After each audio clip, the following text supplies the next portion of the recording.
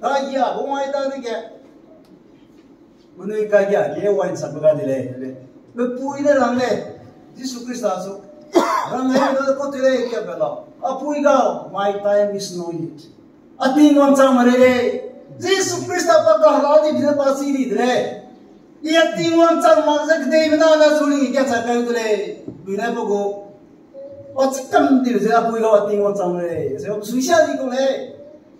Nếu nằm nó làm sai chuyện phát tôi có lẽ rồi, ý xin nó hàng gì đó tình trạng mà sẽ có hung bé, ý bây giờ cái vấn đề gì này, bây giờ là tình trạng mà đây này, nó cái này càng phải cái này, anh ấy nó cái bari lom suy đoán cái này, mình suy đoán cái này, cái này, anh ấy nó về, mati mà bố sắm sai luôn rồi, rồi ra hàng cái qua, linh cái trái đi đây, linh suy đây đây, linh suy thì mà phải tích cố ra sắm đi sao, ôn sắm đây, rồi ra, anh ấy bên này.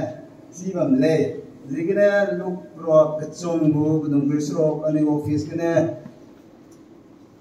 saranga be de look ka be rock kachong budung Chris rock John bene bloi te bena ze ya ding noi ze dui na baptist de le kana aso du kati be pe wa mun le be pisu ya hera do ya bui ma ko le Bale ning noi je haloi kan si be benai hemi ne baptist ni bule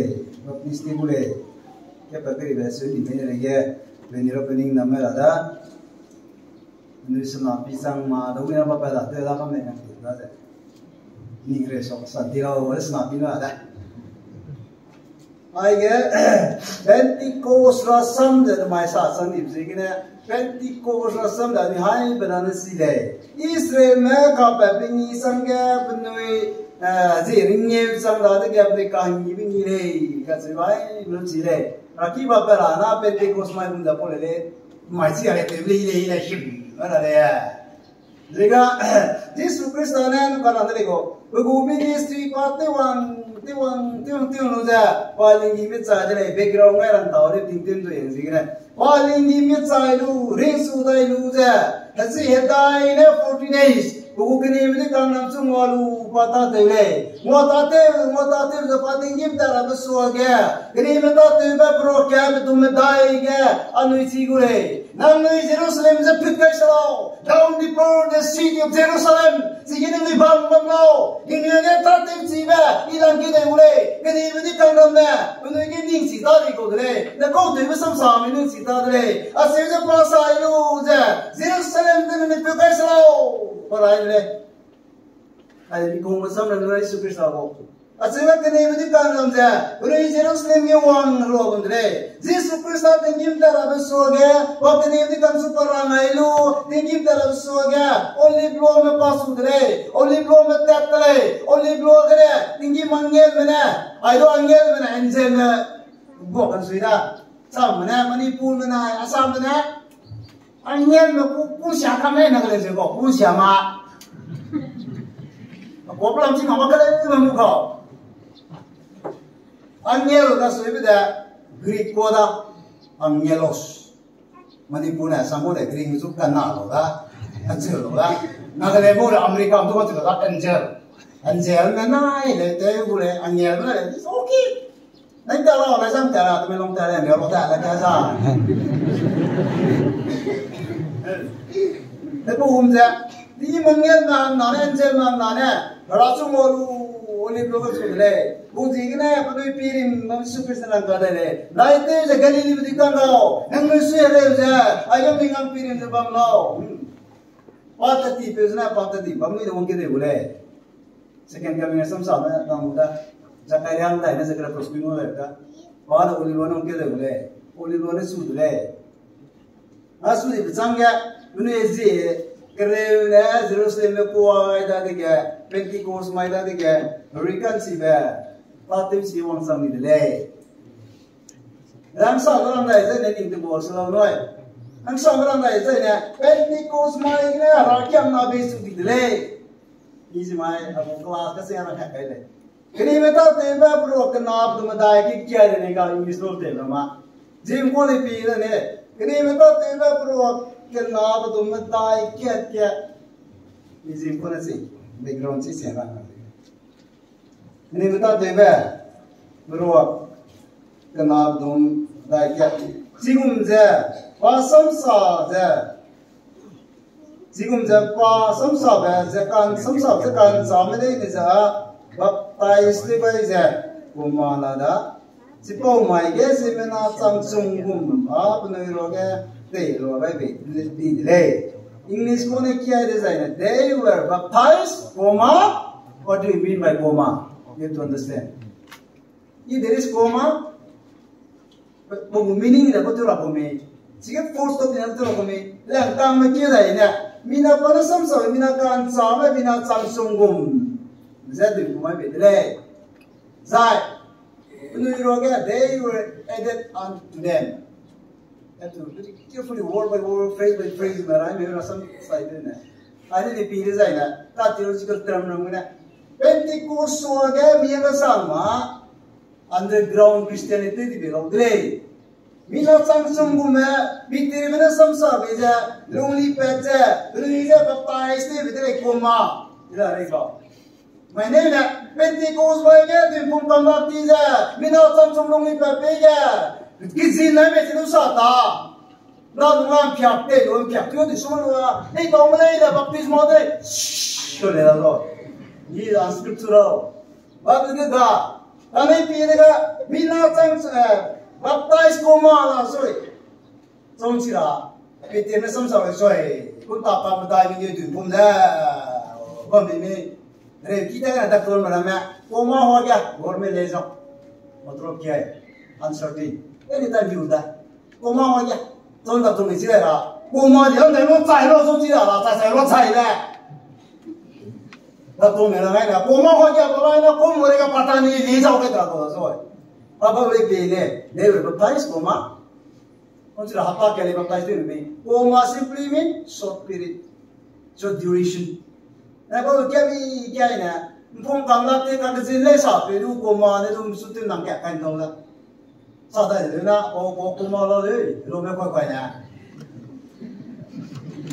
coma Riva बोलो cái này chỉ mà nó nào xuống đây đó này nói để hoàn mang bia cái để vui hôm qua đi vào cô lão này tôi đi làm cái gì hôm qua thì TV thì cũng này số duration sẽ làm tôi đấy nó giống chỉ là hôm nay này thằng chúng nó mới nói luôn thì sẽ tùy phùng chỉ số hoàng bị chỉ hôm qua là này bây giờ sao tàu là đâu vào nó bắt được kêu mình mà cái tung của người ta PCM này bắp tim này kỳ chỉ này rồi hôm qua nó cái gì này hôm qua này mà này mà cái giống chỉ này là tôi cũng mình này này hôm qua này dù chỉ là đó là dù biết này, cô mà là đại gia trong chia là lần nào mình lần số mình đấy, chia ta đấy, rồi bắp tay cái số cái con cái phồng đấy là phồng đấy, cái nào cái gì, anh sao cái đó là, cái này càng cái gì đấy này, they were added unto them, chỉ mình tôi rồi là ví dụ tiêu hoàng rồi bị đấy, cái bổ số cái này là underground Christian non đi rồi đấy. Jesus Christ cái này mà Jesus sai thì chẳng nghe mà cái này mình đâu có nói làm cái cái mình đâu có cái luôn rồi cái này có gì cái này Jesus Christ sai đi xuống này cái là cái nào phong thì bị cái nào từ lâu na cái này हम xuống đây lên đâu rồi cái luôn chỉ cái cái vòng mà cái cái tông mà nó mà này đi này Pentecost background này sao mà này Pentecost mấy cái là cái start từ đây sao mà nó này cái visible church invisible church sao mà nó mà phải làm được cái cô là cái nào bây giờ chúng ta này chỉ để làm gì từ buông mà là gì cái này xây này cũng làm đâu chỉ mà cái này ai cái BBS đi chơi thì mà nào mình là daga thì mình chỉ làm daga anh này cái xây này cũng này chỉ mà cái chỉ là cái làm cái loại đấy nếu như cái làm công kiểu này này ai cái luôn kiểu cái chỉ về là sắm sara cái daga rồi cái luôn kiểu cái chỉ về thì tập được rồi cái luôn kiểu cái chỉ bây giờ này Krista ba nang ngai kan le manam tu ten da la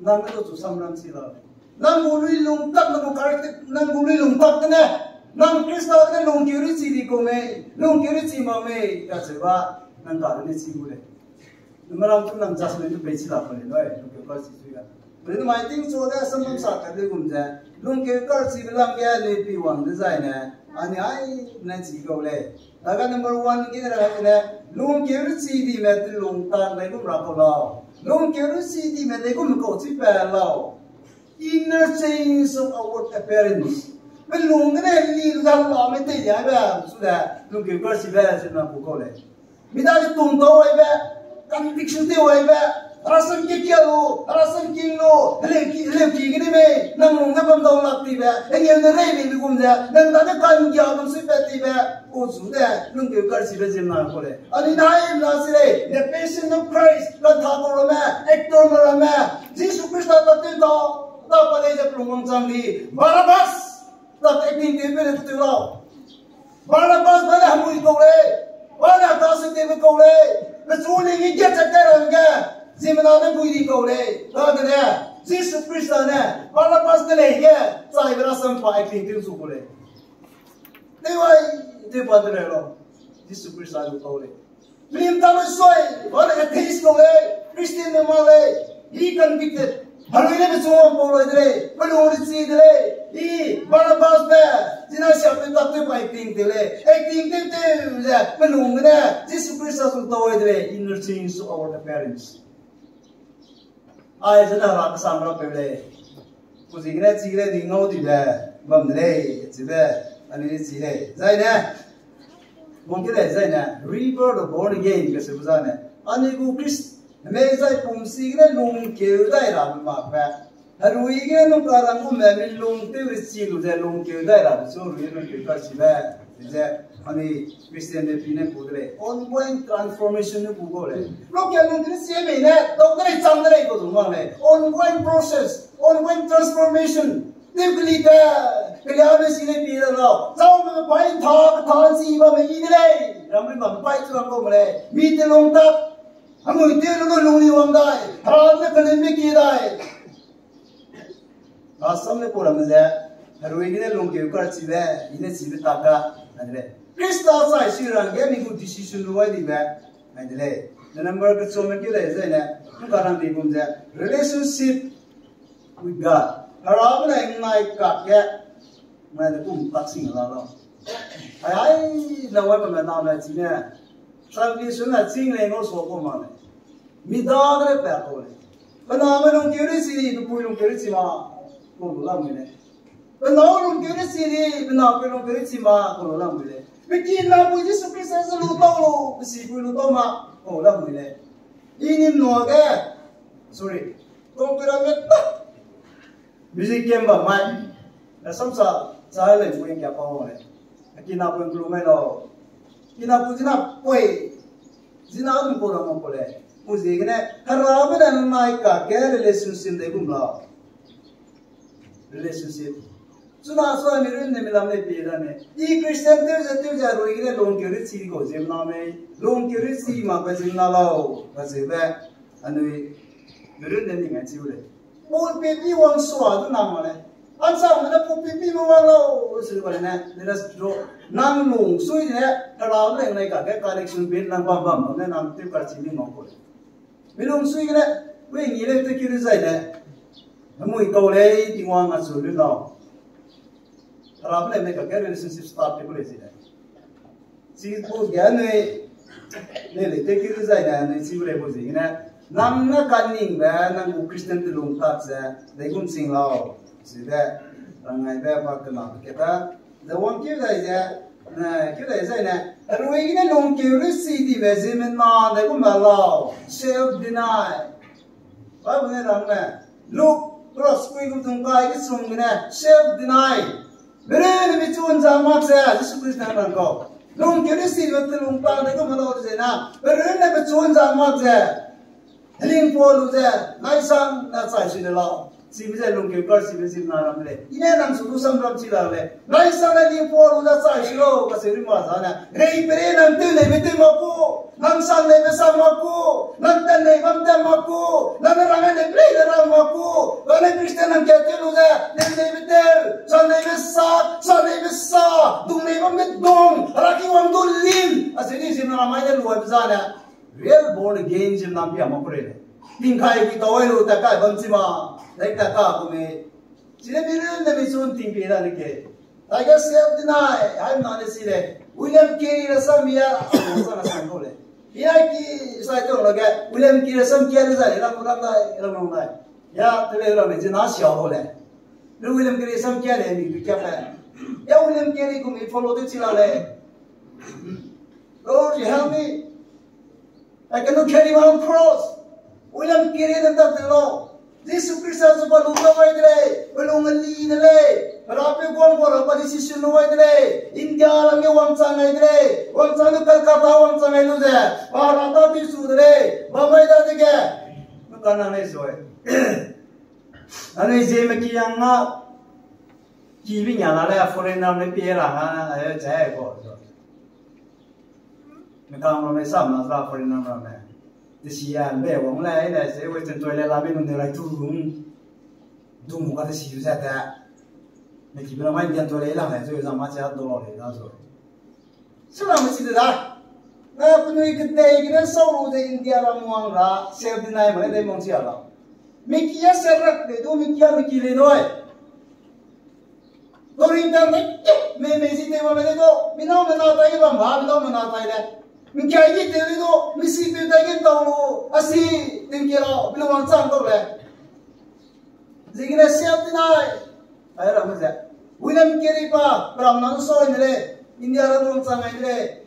Or ne ma sa na sa inle. Ning kumingye ha na de bite ka se ba na sa inle. Suisia de na na hap de. Agum ga ka sang ba noi. Anai su de ra ko ba ja ba mare me. William Carey mo ba na ching pe le. Hey mi pui mi go. Anai le tar kha ba za le. Digi mo gon ram ya se ne ta de le noi. Self deny.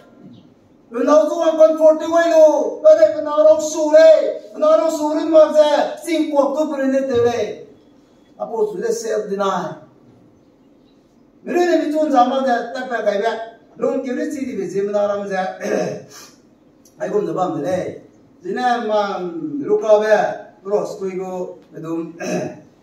I get some yet, and a Kakiruzaina, William Carey, some sorry. Mirin na mitun zamak zahiding po luta rasam sigaro lam ne along curiosity di me long sui ram zana ai bum delay ka se bi sa rang ai delay dana ka ru na goling po nam ta la mi ta ma me nam ru na si de si ra me delay si rang ai delay zai ne long curiosity me de long tak de kum da lo di na speak the truth all the time ni blossom na tapling maram nei ule Maram mesuro hartu nei makule lungkuri si zimnarame. Haruinge lungkuri zimnarame. Zaina good listener. Maram na maram lung king mijun kingule. Zaina kyu dai za quick to forgive. Maram sulu lai ra do luna si kula de kale de kala ni ngun de ka. Wang no zaina sulu de ra mara ko do bangbu. Hamsa mara sang si ado mi pangla ta le lu ya. Uni lungai la za. Uni kine ta dai lu ya. Aram le ka ke relationship da. Ye kam ko so sim sai de. Be belong sia tu so da. Ki de kan ri ma quick to forgive. Na na ta ge wa ma le do. Nang nau so me ma ka nang ka le do. Ye kam ko so se ni le nai de. Nang ka nom nang ra pa nang mui na pa ka di lo ga. Ta ra na action na de le de. Hamsa ma Lumoi tu pakai laksang saya lako. Ram nanti kalu ni do. Sehingga get quick to forgive. Siapa karakter nang daga lame galau. Dan kau dah saya nak appetite for prayer and fasting. Long curiosity di sana rama. Appetite. Fasting tu nego. Kulung nego. Rasam tu kya nego. Padahal kan jangan puigo. Long curiosity di sana rama. Ganang daga sigum go bila me galau. Rakan nama kiri tu mulaga. Misu imai puiting siapa siapa ya kalau ini long curiosity usim nama. Kalau ini long curiosity usim nama kan jauh puyule kan hearted.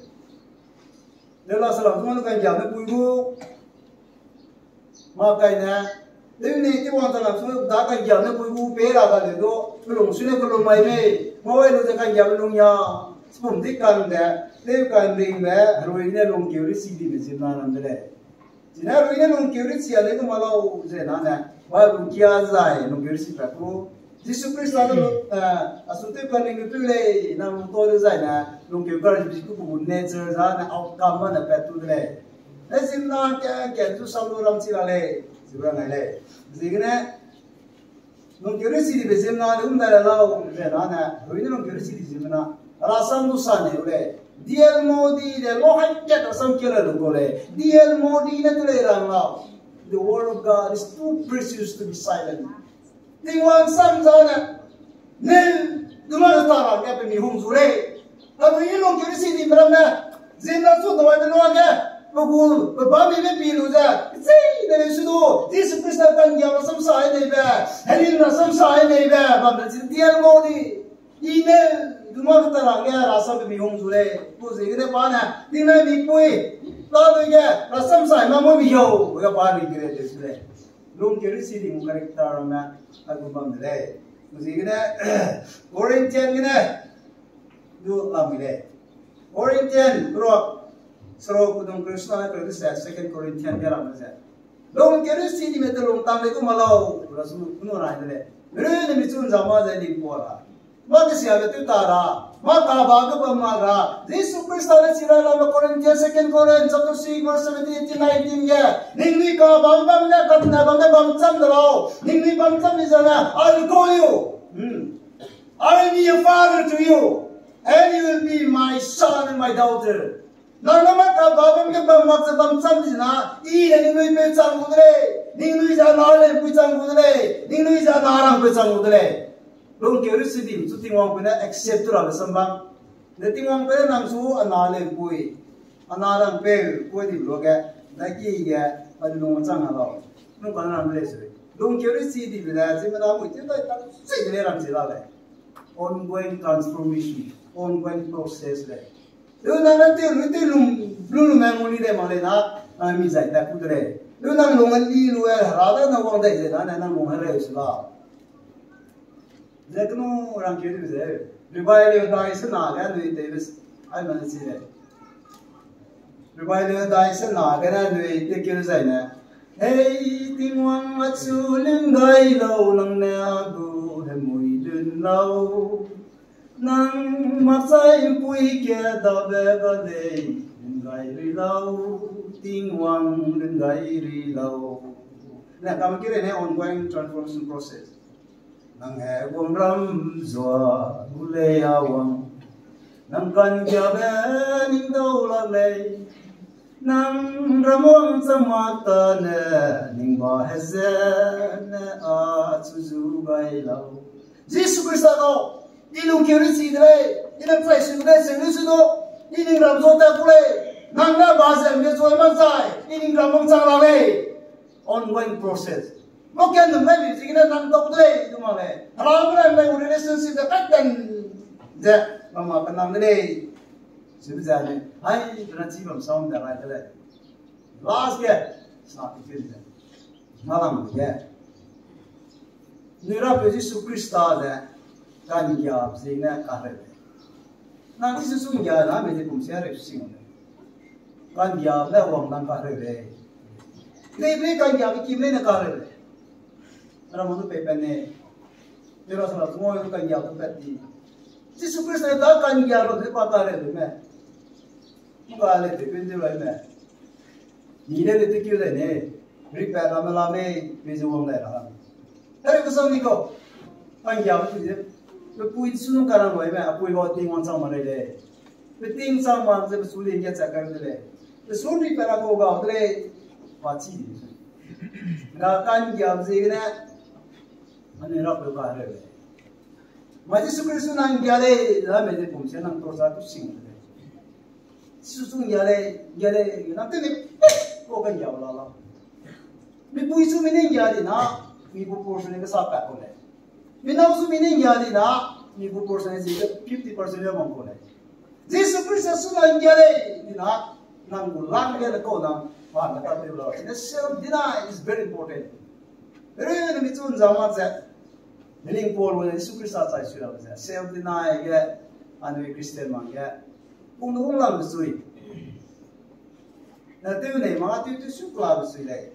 Zigna lung ke kar chi me te lung tam de ko malo. Eung tapte hori ne lungkio alo nukane. Baru igre lungkio ramana nukane ke kamere. Jesus Christ asu mera petito da melongne di prakura mitru mo pakara ko sampare te rase rasam de ko neuda asam lekia neuda, vale kelum neuda, maram tu sam siapa sasa neuda. Ini mai so Pentecost asam dah sah le nak tinggal di sana. Sana kamu esok lagi leja, nale apa mereka tu sihnya, ada angkat dulu dah, namun angkat di sana dah. Nên mà Pentecost là xong cái sai bây giờ nè, rồi cái đó lùng kêu về chúng ta phải lo, là ngay đó, nên là mình cái lúc cao về prophet sung trong cái sơ đồ cái, ya nè, ví dụ như là cái bùi mà này, à sai vấn đề là bây giờ nè, cô à, tập tay xử lý cô là gì, cái đuôi bên này cô à, fire, ai làm gì xuống làm mà, rồi nè tập tay xử lý cái declare rồiเลยà đuôi bùi mà này. Asai wonder la pezan MP tu lai pela tu pui male jana pazan adu ibna rui hemi na ring nui ja rui bna hemi na ring nui ja papai se ru dele hemi Pentecost me bhaudi be kana le dele frikas be tat tu bin dawlak ma le da hemi mile kokati lip su le da sige baptized to the fire simply mean the final judgment. Tahu lah, mereka long kiri si mama suara, demi nak bersuruh kudre. Mui zeru raham melay gumza, terui wongkeu lo. Mui zeru raham, tu orang tu se, lama long kiri si mana dalam suruh deh, suruh apa le? Nasi suruh lama je, jauh. Hari ini tu long kiri si mama le nana, demi nak bersuruh papai si le, serumah sana, matu mama wong tu saya, demi nak bersuruh ramai kudre. Oh, ini baptism with fire. Emi dah bersuruh malang sih, kena mana long kiri si lah kata dah tahu tilang dekat le, sebelum le, sih kena nangnya ini, nak surang mentah dia, mikarin dah, ini long kiri si bersih nama, long kiri si mau bersih nama le je, cia kele, sebelum le, anu kalau mum dah, ada apa, zina suah wang itu nang long sih kena, ia mau kau le, ia wang sulun lo. Masih ni bakal lo kada. Bilong sing kita rakul umai ni bakal lo kada. Abu salbi sunde kan ring na. Born again. Jadi sih na start tu sunde. Aiti Kristen tu ni ko ring bam nam. Sima pernah jadi song bam le. Ring bam, rebirth, born again. Asal beda jaka boleh le. Bukan itu. Yesus Kristus tu rakul dia lutung lah. Kalau nongli dah, nongli lo ada kan sih baptis tu ada. Kedai beli baptisan yang situ kada ada. Jadi, Nicodemus belajar, dia kan ring wangau ne, wah, orang besar belajar, pelung, na change itu mana? I want to meet Jesus. Yesus Kristus itu dah ni le, orang dah, nampak ring dah lah, dah lo krai lo, kenapa ni nampak ring dah kaya dah? John pun aku cunggu betul minggu ni, kaya kaya saya sih le ya, mina kiki, mina si mau masuk rumah dah, minggu study le, lau dah le si le bine. Dui kita long kewa, mele long kewa mele. Dui kita long kewa singale. Yesus Kristus le Nicodemus orang le ya. All the human being. Mele pun jemang mele. Ikat sampai lama sampai sudah. Apu ida kena mele pun se long kewa le. Marwan. Ane baru saya itu saya hermeneutik itu saya scientifically proof. Theoretically proof. Scientifically sini proof lah. Jadi kena Bible sana science ni bu, program pada science ni. Jadi pilih saya na, tinggi je, usah dua ada. Jadi pilih saya na, Nicodemus belum kiri sini, Yesus Kristus suruh tahu ada orang loga tu lah je. Jadi belum kiri tidak le, belum kiri tidak le, dah bersama dia, lungkuk iba baptis dia mana, orang sini sama orang dah. Some is talking about the physical birth. Ini sebenarnya, beza pun le. Ina tu ilung keule, na bagus dah, scientific proof lah. Ni pun ni pun desain lah, ni pun punya ko kam se 75% wall tu ibang lo. 75% tu ilah, siapa yang mengalami makan, na tu si pun tamre, tamu dah pakai dah. Jisunang tu yo. Na tu si pun le zap na poin le zap kapulo, zap hi. So, sini semua all human beings are born through water. Then spiritual birth, really belum bersih anak. Aku boleh Ibu tak boleh lagi semua le. Saya tu baik boleh pina tak tolong boleh. Oh ni suruh kau mengaji semua tak tolong kau soleh. Buli boleh cipri. Ya na halale ni halale. Agong ni agong le. Isale dolar le. Kalau petu tu le. Izin lawo. Sai. Sai ni no sai. Wah bong zambu na thai boleh masuk. Bagus lah masuk. Oh bagus ni pira tak tolong wah. Ni buli bong sai na. Ni bong pulang le tu. 50% le, 60% le, 75% le bamule. Pira na. Bagus lah deh. Menurut pentu di kami nama tak terlalu bangga. Suruh ni boleh kan? Tahu deh. Sains ni boleh. Yo, boleh mah. Bagus jadi bil mah. Ini ni cina boleh kah? Bangga. Nasi rozi sudah tak terus. Sains itu sains kau mah. Ayah tu. Bagus dah ada deh. Nanti kau di mas beli tahu orang lekar luar. Nak lah sudah apa? Ni tahu deh tu saja. Ini super star saya pun apa tahu deh boleh. Jadi ni. Bây giờ mai vốn mà lấy cái này giờ rồi mình nằm về bây giờ tiếp cận mình đã sau đi xuống tốt cầm đi vào tốt cầm rồi giờ rồi cái này mình cái tiếp giờ mình suy lo đâu mình suy xẻo đâu mình suy rồi cái này anh ấy đang xong nó không kể rồi này cái này là suy nghĩ bên này anh nó về chỉ số biết sao nó bị cái này xong rồi amen.